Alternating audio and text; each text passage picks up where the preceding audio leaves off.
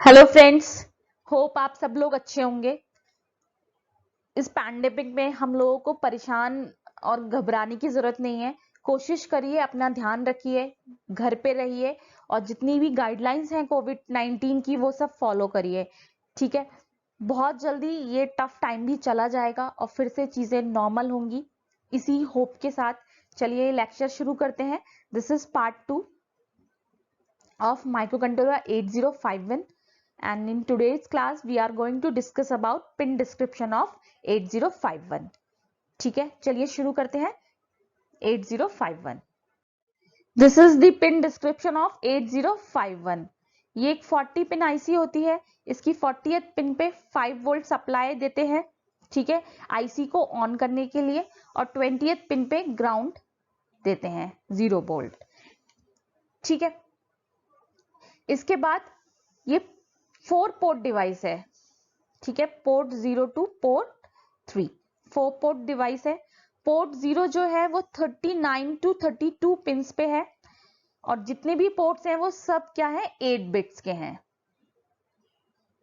8 bits के हैं, इसका मतलब 8 पिंस के पोर्ट्स हैं। ठीक है, और जो पोर्ट 0 है इस पे एड्रेस और डेटा लाइंस हैं टाइम मल्टीप्लेक्स्ड में। मतलब एक टाइम पे ये डेटा की तरह काम करेंगी और दूसरे टाइम पे एड्रेस की तरह। अब कब ये डेटा की तरह वर्क करेंगी, कब ये एड्रेस की तरह, ये डिपेंड करता है 30th पिन पे। 30th पिन पे क्या है, ALE, एड्रेस लैच इनेबल। जब ये पिन हाई होती है तब ये जो एड्रेस पिन्स हैं ये सब क्या हो जाती हैं, as a address pins work करने लगती हैं। ठीक है, अब जो 8051 माइक्रो कंट्रोलर होता है उसमें डेटा लाइंस जो होती हैं वो 8 बिट की होती हैं, यानी कि ये 8 बिट डेटा कैरी करता है। ठीक है, और जो एड्रेस लाइंस होती हैं वो होती हैं 16 बिट की। ठीक है, अब 16 बिट में से 8 बिट तो पोर्ट 0 पे है और बाकी की जो एड्रेस लाइंस हैं वो पोर्ट 2 पे हैं। ठीक है, पोर्ट 2 है 21 टू 28 पिन पे। तो यहाँ A8 से 815 के जो एड्रेस लाइंस हैं, यानी कि 8 बिट जो एड्रेस लाइंस हैं वो कहाँ पे लाई करती हैं, 21 से 28 पे। अब जब 30th पिन जो है वो एक्टिव हाई होगी, यानी कि address latch enable pin high होगी, तो पोर्ट 0 और पोर्ट 2 दोनों ही क्या करेगा, एड्रेस कैरी करेगा अपने पिन्स पे। ठीक है, और बाकी जो पोर्ट 1 है ये क्या है, ये बाय डायरेक्शनल पिन्स होती हैं 8 बिट की। ठीक है, जो क्या करती हैं, इनपुट आउटपुट पोर्ट को एड्रेस करती हैं। ठीक है, 9th जो पिन है इस पे है रीसेट। ये किस लिए यूज होता है, ये पिन यूज करते हैं आईसी को रीसेट करने के लिए। रीसेट होने के लिए 2 क्लॉक पल्सेस लगती हैं टोटल। ठीक है, जो 3rd क्लॉक पल्स होती है उसके बाद से फिर नेक्स्ट जो प्रोसेसिंग होगी वो शुरू होती है। तो रीसेट के लिए टोटल 2 क्लॉक पल्सेस लगती हैं माइक्रो कंट्रोलर को। ठीक है, अब ये पोर्ट 3 है 10 से लेके 17 तक। अब पोर्ट 3 में हर पिन का डिफरेंट काम है, क्या क्या है वो अभी हम टेबल पढ़ेंगे जो पोर्ट 3 की, उसमें हम पढ़ेंगे। ठीक है, 18 और 19 पिन पे ऑसिलेटर है, इसमें एक्सटर्नल ऑसिलेटर लगाया जाता है। ठीक है, क्रिस्टल 2nd पिन और क्रिस्टल 1 पिन जो है इनमें क्रिस्टल लगाया जाता है एक्सटर्नली। ठीक है, माइक्रो प्रोसेसर में क्रिस्टल इंटरनली था और माइक्रो कंट्रोलर में क्रिस्टल को एक्सटर्नली लगाया जाता है, और ये या तो 12 मेगाहर्ट्ज पे वर्क करता है या फिर 16 मेगाहर्ट्ज पे फ्रीक्वेंसी पे वर्क करता है। ठीक है, अब इसके बाद 30th पिन पे आ जाइए। ये है हमारी एक्सटर्नल एक्सेस इनेबल पिन। ठीक है, जब हमें मेमोरी को एक्सटर्नली एक्सेस करना होता है तब इसको एक्टिव लो दे देते हैं, क्योंकि इस पे बार लगा हुआ है इसीलिए इसको एक्टिव लो पिन बोलते हैं। इसके बाद 29th जो पिन है PSEN, that is program store enable.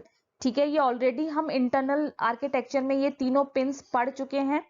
ये तीनों पिन ही किससे रिलेटेड है, एक्सटर्नल जब प्रोग्राम एक्सेस होता है ये तीनों पिन उससे ही रिलेटेड हैं। तो ये क्या है, ये भी एक्टिव लो पिन है क्योंकि इस पे बार है, और ये क्या करता है, ये रीड करता है एक्सटर्नल प्रोग्राम मेमोरी से, ठीक है। किस लिए रीड करता है? एक्सटर्नल जो प्रोग्राम मेमोरी है उससे रीड करता है, ठीक है। तो ये तो हो गया हमारा डिस्क्रिप्शन इसका। अब इसको हम और ज्यादा इलैबोरेट में पढ़ेंगे, इलैबोरेट करके पढ़ेंगे, ठीक है, हर पिन को। सबसे पहले है reset pin. The reset input pin, reset pin कौन सी थी? 9th पिन जो थी वो रीसेट पिन थी, ठीक है। The reset input pin reset the 8051 micro controller only when it goes high. ये क्या है? एक्टिव हाई पिन है, इस पे कोई भी बार नहीं है, ठीक है। For a proper reinitialisation after reset the clock must be running, ठीक है। 2 और मोर मशीन साइकिल्स लगती हैं, यानी कि 2 और मोर साइकिल्स लगती हैं रीसेट होने के लिए।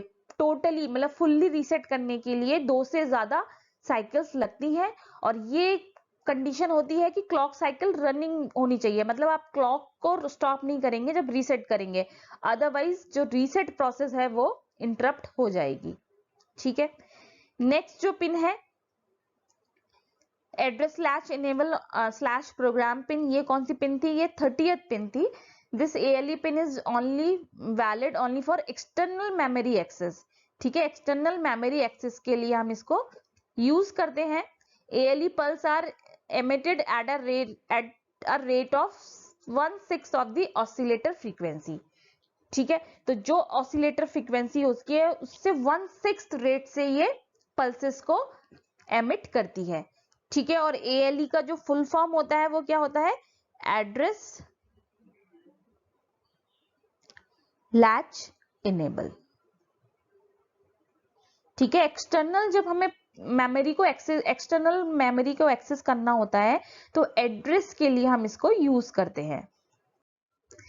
नेक्स्ट है EA-BP, EA बार है EA पे, ठीक है। ये एक्टिव लो पिन है। EA stands for external access.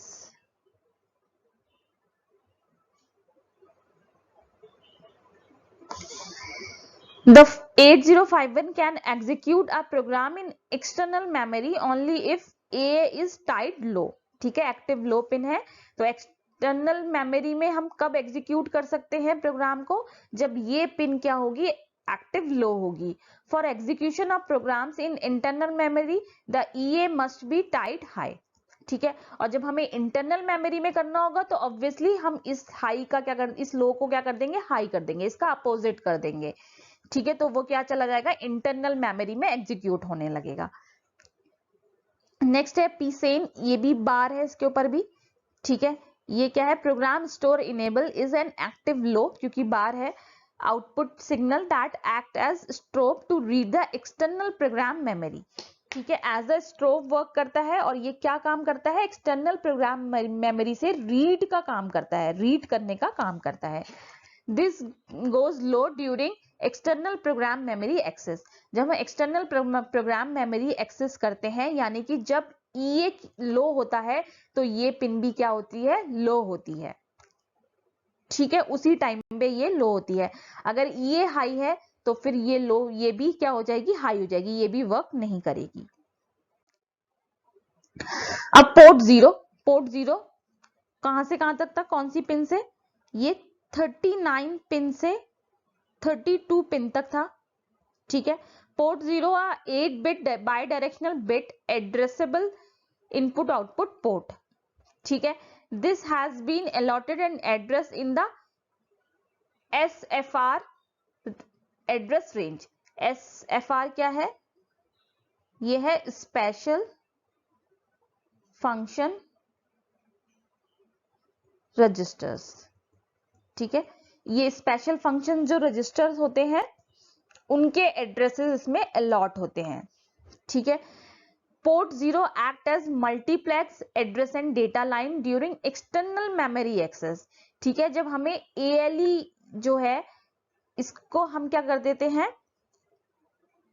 When is low and ALE emits a valid signal, ठीक है। जब ALE कोई वैलिड सिग्नल देती है तो ये क्या करता है? As a address pin work करने लगता है एक्सटर्नल मेमोरी एक्सेस के लिए, ठीक है।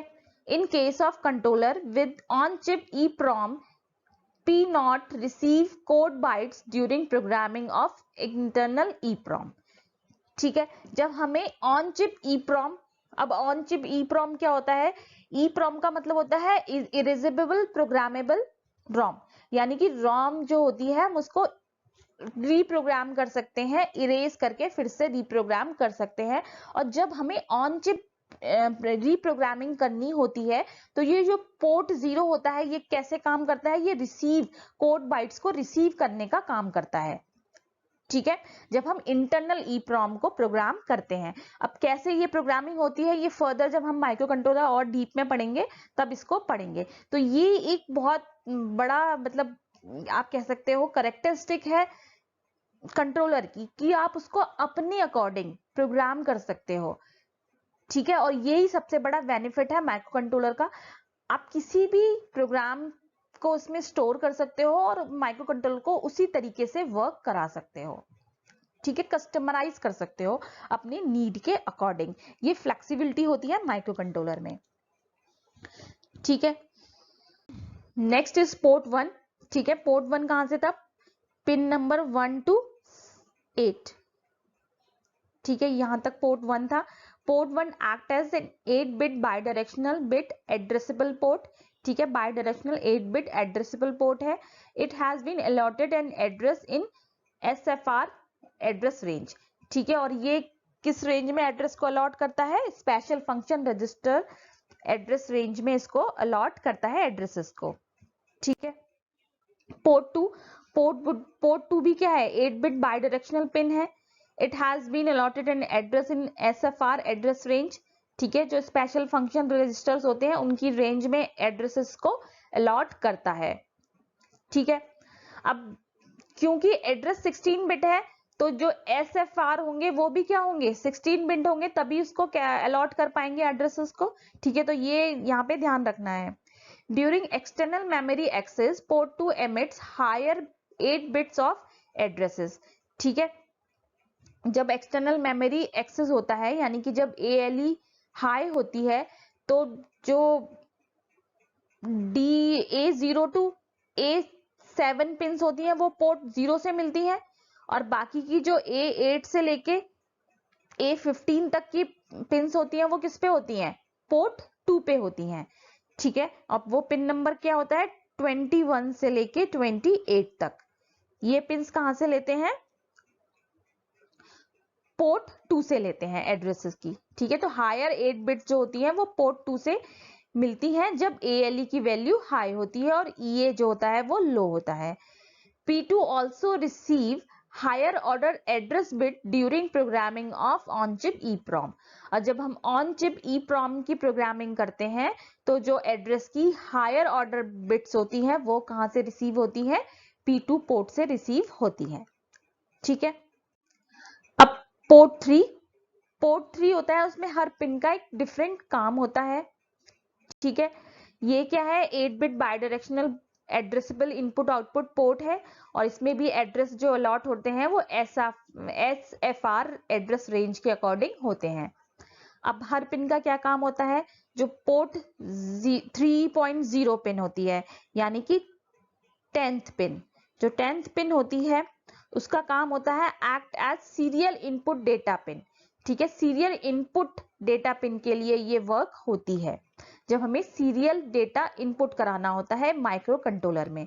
नेक्स्ट है 3.1 दैट इज 11th पिन। ये क्या होता है?